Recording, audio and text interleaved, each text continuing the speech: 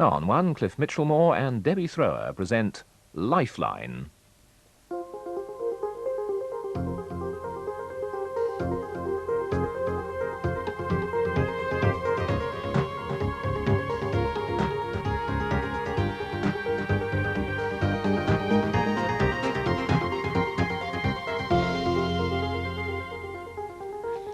Hello, welcome back to Lifeline, the programme that brings you the latest charity news. With me in the studio, as usual, is Debbie Thrower. This month marks the 125th anniversary of the International Red Cross. The charity was set up by one man after he witnessed the Battle of Solferino in 1859, when so many men suffered appalling injuries and were left on the battlefield to die. Today, the International Red Cross is the world's largest voluntary organisation, with 250 million members worldwide. The British Red Cross aims to help all people, young and old, handicapped and able-bodied, when they're in need or in crisis in their own homes or in the community, at home and abroad, in peace and in war. This impartial movement, operating under the international symbol of protection, is needed now as much as ever, and it continues to expand, with a massive training programme annually for new volunteers. Saturday, the 26th of November, marks the start of National Tree Week. Organised by the Tree Council, the event aims to increase public awareness of the importance of trees in our cities, towns and in the countryside. The Woodland Trust, one of Britain's fastest-growing national conservation charities, will be inviting members of the public, schools and the media to take part in Tree Week events all over Britain. Through a national fundraising programme, the Trust now owns over 330 woods across 55 counties, covering a total of more than 10,000 acres. Their work is more important now than ever before in the wake of last year's great storm, and the Woodland Trust is currently appealing for funds to help them to create new woods and to continue essential work in storm-damaged woods.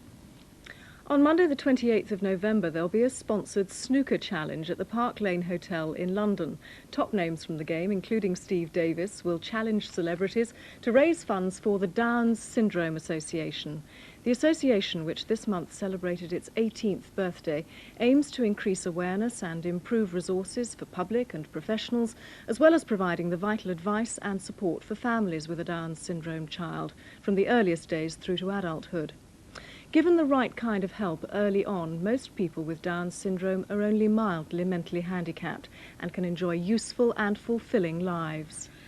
This week, the national charity Cancer Relief Macmillan Fund is celebrating the appointment of its 500th Macmillan nurse. It was in 1980 that the fund really began developing their nursing services with the NHS on a national scale.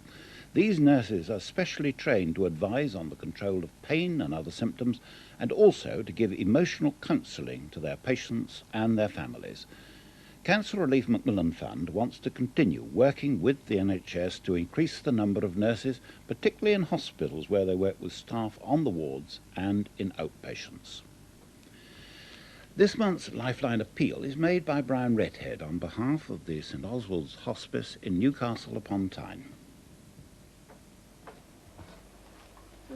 5 years ago, Irene had a normal, happy family life. The family had just returned from their summer holidays and the children had started at their new school. But 2 months later, Irene contracted cancer of the ovary. At only 31, she was seriously ill and could see little hope for the future.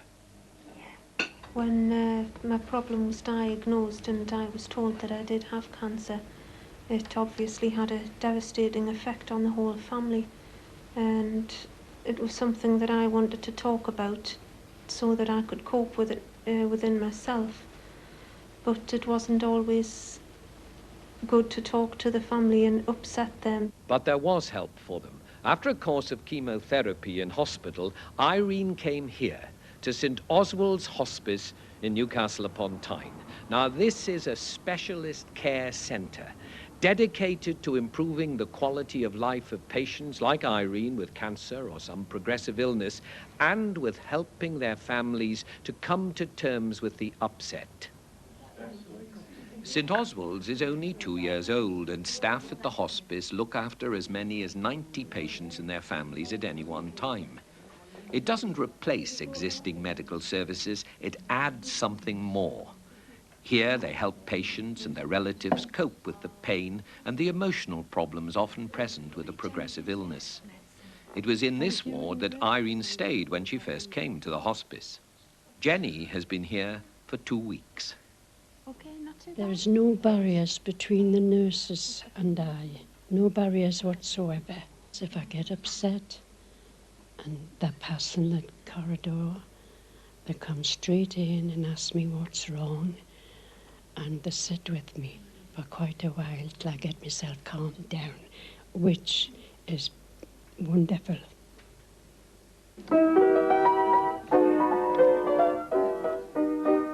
At the hospice, the day unit gives patients the chance to meet and to make new friends. And Sister Margaret Hughes also believes that it provides an essential service for home-based patients. Although the many of the patients who come to the day hospice actually look quite well, many of them do have advanced disease. As well as being able to monitor the patient's physical symptoms, the day hospice adds an extra dimension in that we can sometimes take them in the minibus on a shopping spree or to the seaside, and they make good friendships here with other patients and they're able to socialise. So not only are we adding this to their lives, we're giving respite to the families, and there are lots of people benefit. Of course, running a hospice costs money. Now, St. Oswald's relies heavily upon voluntary donations, so the money has to keep coming in, otherwise they can't cope with the ever-increasing running costs. The effect is already apparent. Some wards are now left empty because of lack of funds, and St. Oswald's can afford to use only 15 of its 29 beds. And now the day hospice is open for only 3 days a week.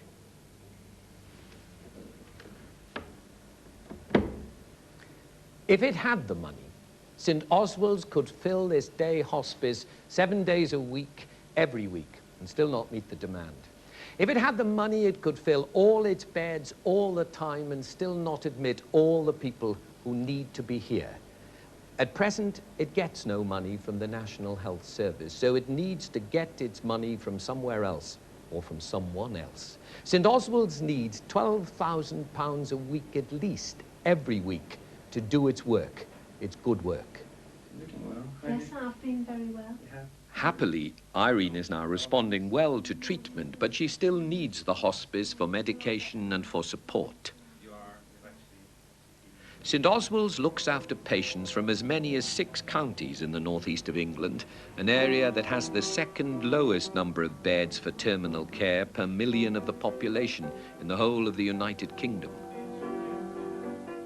For Jenny and her family, like many others, the struggle has just begun. But with your help, St. Oswald's Hospice can provide the care and the support and the love that they need.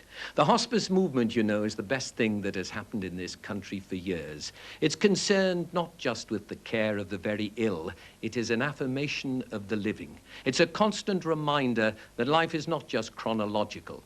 It is about the perfection of the moment and the wholeness of the individual. An important part of their work, of course, is that they look after the families as well as the patients, don't they? That's right. It's magnificent work and so sad to see those empty wards. No. Well, if you would like to give, you can phone in now using any of the 4 credit cards. The number to ring is 01992 5522. That's 01992 5522. And we'll be keeping those lines open for the next 2.5 hours. If you would like to send a donation by post, it's cheques and postal orders only, please, to Brian Redhead, St. Oswald's Hospice, free post, no need for a stamp, London W3 6BR. That's Brian Redhead, St. Oswald's Hospice, free post, London W3 6BR. The address is also in Radio Times and on page 189 of CFAX.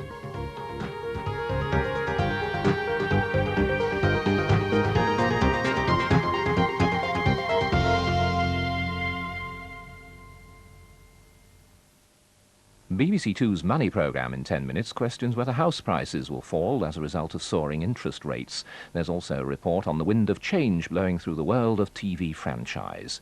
Here on 1 in 15 minutes Songs of Praise, but now at 6:25, the news with Philip Hayton.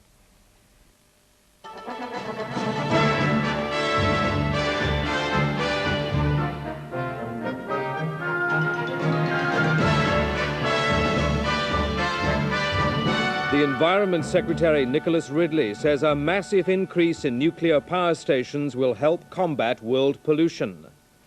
Defying the Church of England, the woman priest preparing for a service in London tonight. Imelda Marcos says goodbye to her husband in Hawaii and flies to New York for a fraud hearing.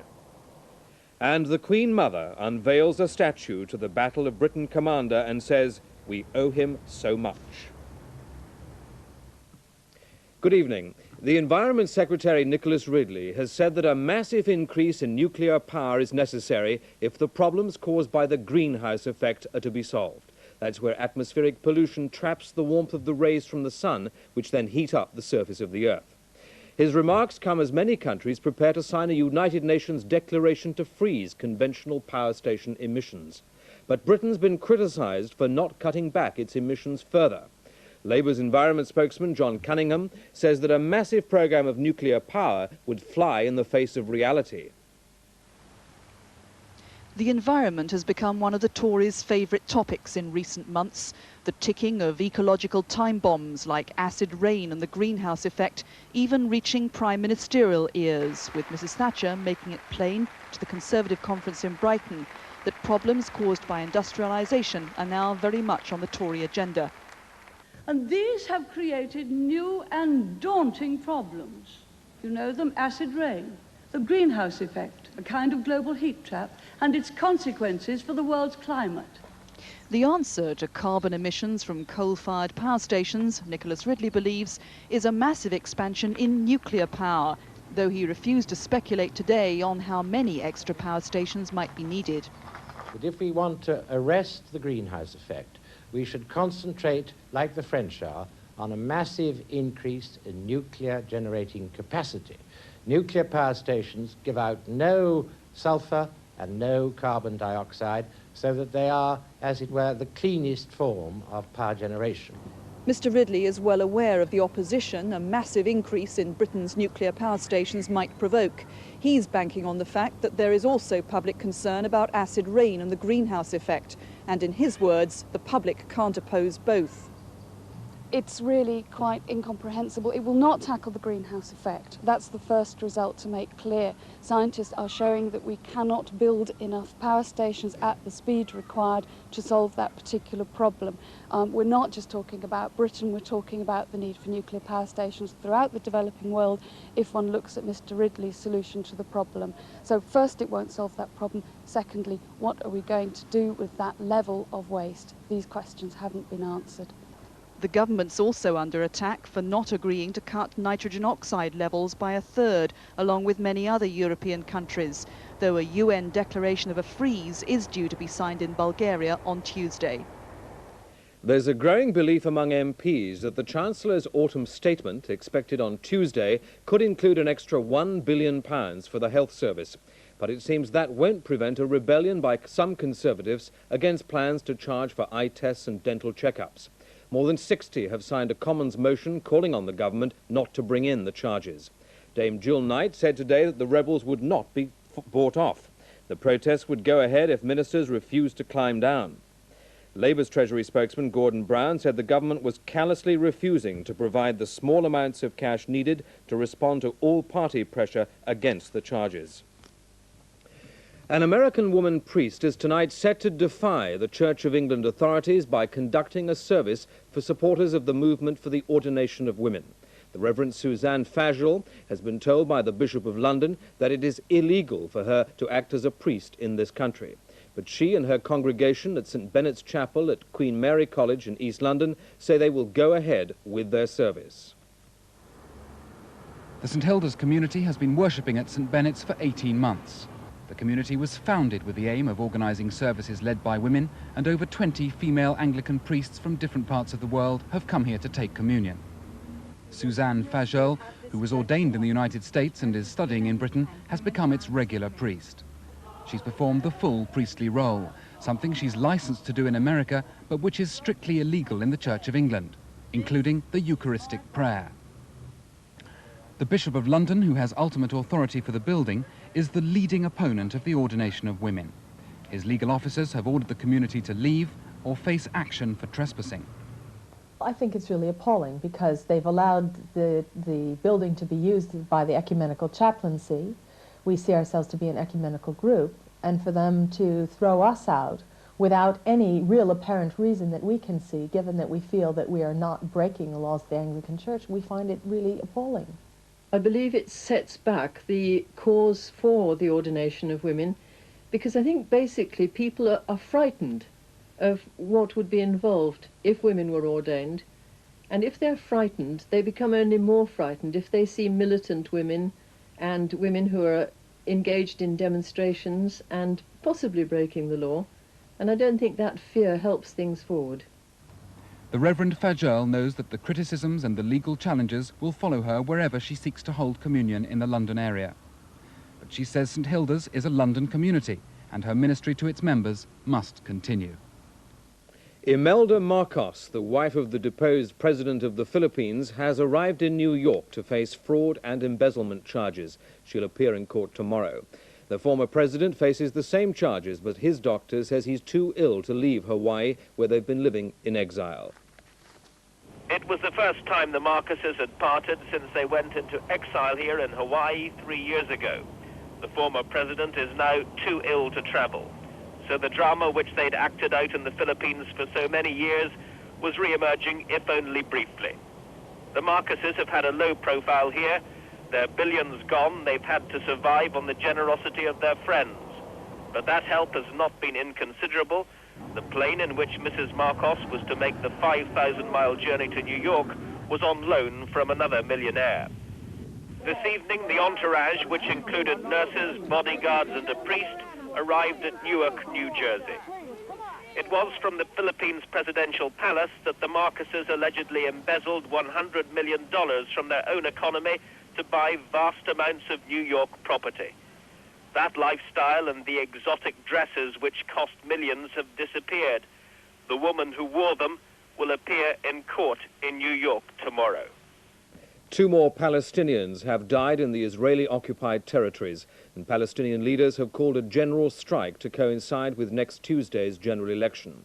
In today's incident on the West Bank, demonstrators threw stones at Israeli troops. 1 Palestinian was killed, and another injured yesterday has also died. The security forces have stepped up their presence in the territories in anticipation of more trouble before the elections are over.